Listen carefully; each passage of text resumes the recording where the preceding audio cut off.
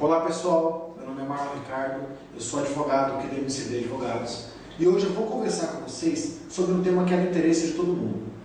Será que você baixar uma música da internet é crime? Será que você fazer uma cópia de um CD original é crime? Ou mesmo se você comprar um CD pirata, será que quando você compra um CD pirata no camelô você está cometendo crime? No meu entender, não. E para conversar com você sobre isso hoje, eu vou entrar em vários aspectos, tanto técnico quanto não técnicos, para que todo mundo entenda. Primeiro, temos que falar do princípio da insignificância. O que é o princípio da insignificância? É quando não ocorre tipicidade material. A tipicidade material significa que, apesar de você estar fazendo a conduta que está descrita no tipo penal, apesar de você estar violando o suposto direito autoral que está escrito no Código Penal, essa conduta é muito pequena, então ela não pode ser combatida pelo direito penal, que nós sabemos que é o direito mais forte que nós temos no ordenamento jurídico brasileiro. Por quê? Porque ele mexe com a liberdade do cidadão. Então, você ser processado por um crime é uma coisa muito grave. Então, o crime tem que ser alguma coisa muito grave. Para começo de conversa, a insignificância se aplica por quê? Vamos falar no caso de CD pirata, de você produzir um CD pirata ou de você comprar um CD pirata. Também inclui no caso da música, que você baixa na internet. Hoje em dia, nós temos grandes artistas nacionais e, além de esses artistas não receberem tanto pelos direitos autorais na produção de CDs, eles recebem muito mais com propaganda, com shows.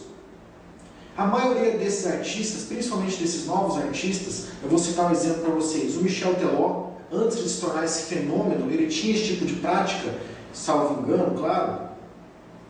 Antes de você fazer um show, antes do Michel Teló fazer um show antigamente, você ia fazer um show em Apucarana, no Paraná, por exemplo, ele, antes de ele ir, um dia antes, ia uma van do Michel Teló, chegava em Apucarana, no Paraná, e distribuía os seus CDs de forma gratuita, os CDs promocionais que eram feitos justamente para serem distribuídos de forma gratuita. Por quê? Porque as pessoas chegam no show sabendo cantar as músicas, as pessoas chegam no show conhecendo. Sendo que você distribui gratuitamente, mais pessoas vão ter acesso. Então, hoje em dia, um CD original ele tem um custo muito alto.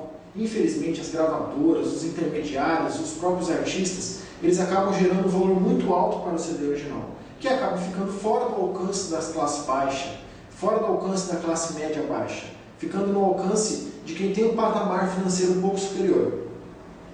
Para você alcançar essa classe média baixa, que é, em sua maioria, quem pede a música do artista no rádio, existe o CD pirata. Então, na minha concepção, o CD pirata, na verdade, ele está mais auxiliando o artista do que o prejudicando. Então, se ele está causando um auxílio para o artista, se o artista mesmo já reproduz esse CD de forma gratuita, ele não ganha nada com aquela reprodução, porque o objetivo dele é ficar conhecido e fazer mais shows, o CD pirata ele tem a mesma finalidade do que aquele CD que foi distribuído gratuitamente. Então, no meu entender, o que ele fere o direito autoral do artista é muito pequeno, principalmente se for comparado aos benefícios que ele traz para o artista. Por quê? Uma pessoa que não tem condições de comprar um CD original, compra um CD pirata, fica sabendo das músicas, entra na internet, assiste o vídeo dele no YouTube, pede para os seus amigos, conta para um amigo, conta para o outro, passa para um amigo, passa para o outro. E aquele artista que teve no começo um CD pirata comprado, acaba ficando famoso, e em sua maioria por causa daqueles CDs que foram vendidos, que fez com que toda a população tivesse acesso, coisa que ela não teria se fosse depender de eu comprar um CD original. Então, se a gente for analisar o direito penal, ele não pode ser aplicado para todas as coisas por ele ser muito grave. Então, nesse caso, não poderíamos aplicar o direito penal. O artista, sim, ele deveria procurar quem falsificou aquele CD, talvez colocar uma ação civil para rever aquele direito autoral que ele deixou de receber. Mas não significa que temos que prender uma pessoa porque ela fez download de uma música, ou prender uma pessoa porque ela falsificou um CD pirata, ou porque ela vendeu, ou porque ela comprou um CD pirata.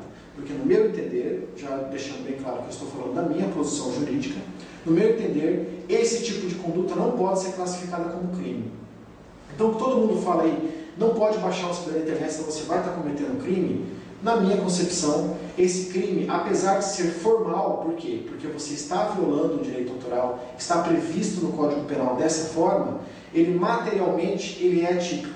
Então, materialmente, isso não seria crime, porque ele não tem conteúdo de crime. para você ser crime hoje, tem que estar escrito que é crime, tem que ter conteúdo de crime, e a população, o homem médio, ele tem que enxergar aquela conduta como uma conduta criminosa, como uma conduta que ele olhe e pense com repulsão. Hoje em dia, não se enxerga a compra de um CD pirata com repulsão. Na verdade, a grande maioria da população, a maioria esmagadora da população, ou já comprou um CD pirata, ou já baixou uma música do seu artista na internet. Mesmo que aquele artista não tenha disponibilizado de forma gratuita essa música na internet, no meu entender, isso não é crime. Isso não pode ser classificado como uma violação de direito autoral que possa gerar um crime.